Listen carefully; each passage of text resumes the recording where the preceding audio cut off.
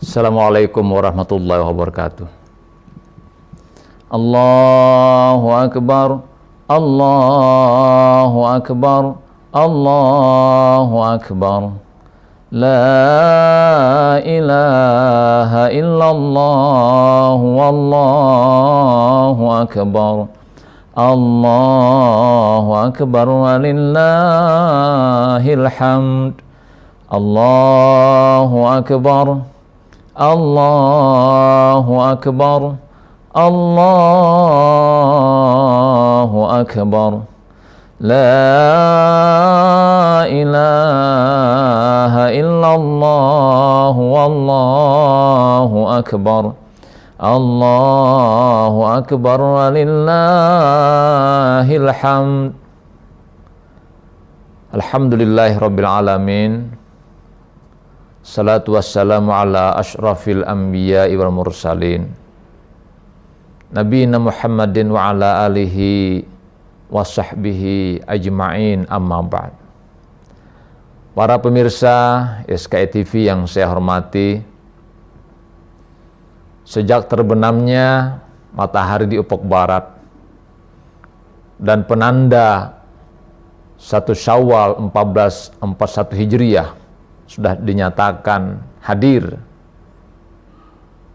itu berarti umat Islam di seluruh penjuru dunia merayakan Idul Fitri dengan cara menggaungkan takbir, tahlil, tahmid dan tasbih untuk mengagungkan dan mensucikan Allah Subhanahu wa taala. Tentunya kita berdoa kepada Allah, semoga segenap amal ibadah kita, terkhusus di sepanjang bulan suci Ramadan, mendapatkan ridha dan pahala dari Allah Subhanahu wa taala. Amin ya rabbal alamin. Para pemirsa SKI TV yang saya hormati, sejak kemarin kita tentunya banyak menerima ucapan-ucapan yang dikirimkan oleh sahabat, karib kerabat, saudara, sanak famili. Baik ucapan yang berbentuk layar ataupun ucapan yang langsung ditulis menggunakan words, tulisan di WhatsApp atau di Messenger.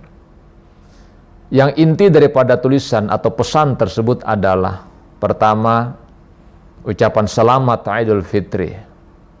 Yang kedua adalah permohonan maaf lahir dan batin dari orang yang mengirimkan pesan kepada kita. Dua pesan inti ini sesungguhnya adalah ungkapan perasaan kita kepada segenap karib kerabat, handai taulan, sahabat-sahabat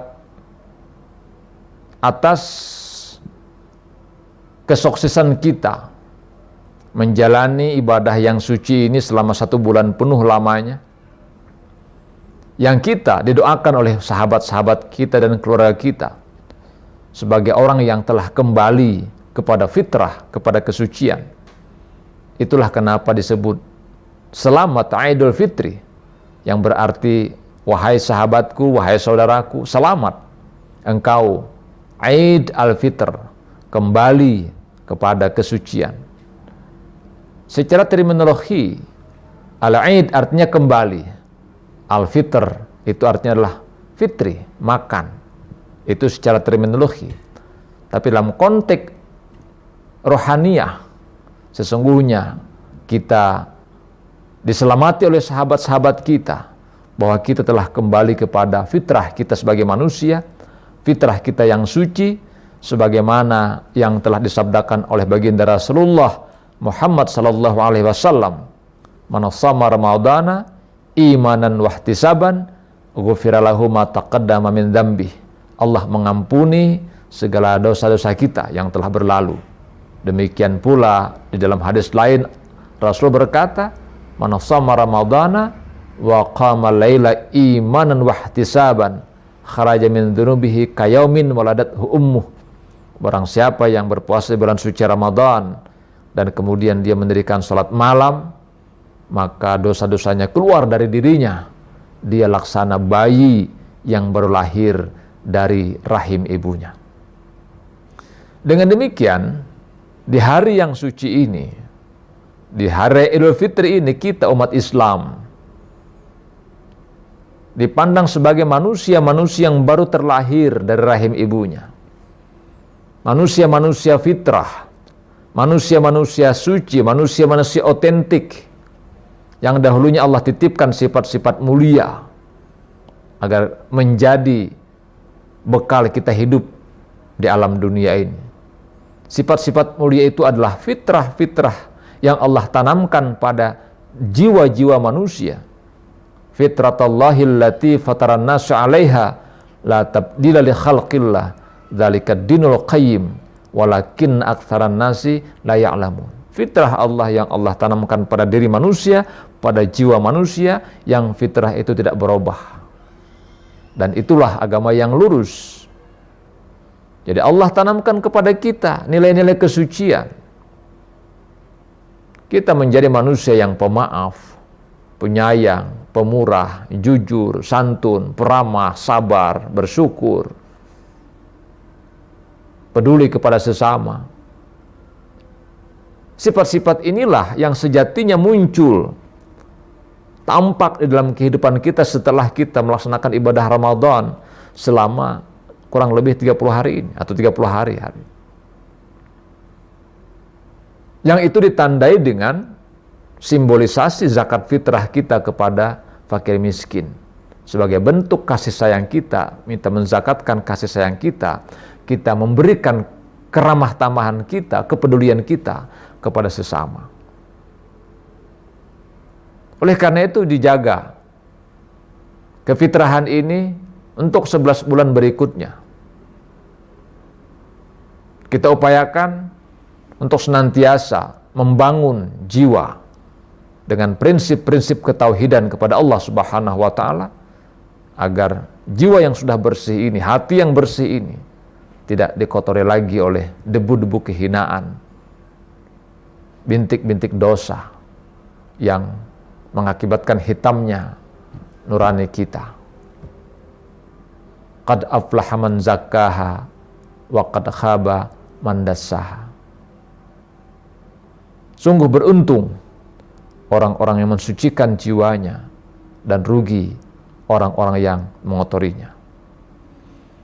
Demikian pula dalam pesan sahabat-sahabat kita itu ada ungkapan permohonan maaf, lahir dan batin. Maaf bukan sekedar lahiriahnya, tapi batiniahnya. Karena memang dalam kehidupan ini, sebagai manusia biasa yang tak pernah luput dari dosa dan kesalahan, boleh jadi selama proses interaksi kita, entah di rumah tangga, entah itu di tingkat RT, entah di tingkat kelurahan, mungkin perkantoran, dengan sahabat, dengan keluarga, sanak saudara, ada hal-hal dan riak-riak kecil yang mengganjal di dalam kehidupan kita. Yang itu sebenarnya menjadi penyakit di dalam kehidupan. Yang itu ingin dikeluarkan, terbebas dengan cara permohonan maaf. Dengan harapan orang yang kita mintai permohonan maafnya atau maafnya terbuka hatinya untuk memaafkan kesalahan-kesalahan kita. Meskipun di dalam Al-Quran, di dalam ajaran agama, yang diajarkan itu sesungguhnya adalah memberi maaf. Wala'afina 'anin nas, itu ciri orang beriman. Jadi karena memberi itu adalah sifat yang sangat mulia, sehingga meskipun orang sebelum meminta, kita sesungguhnya telah memberi maaf kepada orang-orang yang boleh jadi pernah menyakiti perasaan kita, menzalimi kita, atau mungkin dalam bentuk yang lain yang dapat menyinggung perasaan kita. Tetapi sesungguhnya ketika kita mengeluarkan hal-hal semacam ini dengan cara memberi maaf kepada orang lain, maka kita sudah menghilangkan satu beban dalam kehidupan, sehingga beban kita menjadi ringan. Dan dengan ringannya beban itulah kita bisa kemudian hidup dengan insya Allah sejahtera, lahir dan batin, bahagia, lahir dan batin, dan Allah memberikan anugerah dan rahmatnya di dalam perjalanan kehidupan kita menuju suatu saat kelak perjumpaan dengan Zat yang Maha Mencipta. Selamat Idul Fitri 1441 Hijriah. Mohon maaf lahir dan batin. Semoga kita bisa berjumpa kembali dengan Ramadan yang suci ini di tahun-tahun mendatang dengan situasi yang lebih baik daripada hari ini. Usikum wa nafsi bittaqwallah. Assalamualaikum warahmatullahi wabarakatuh.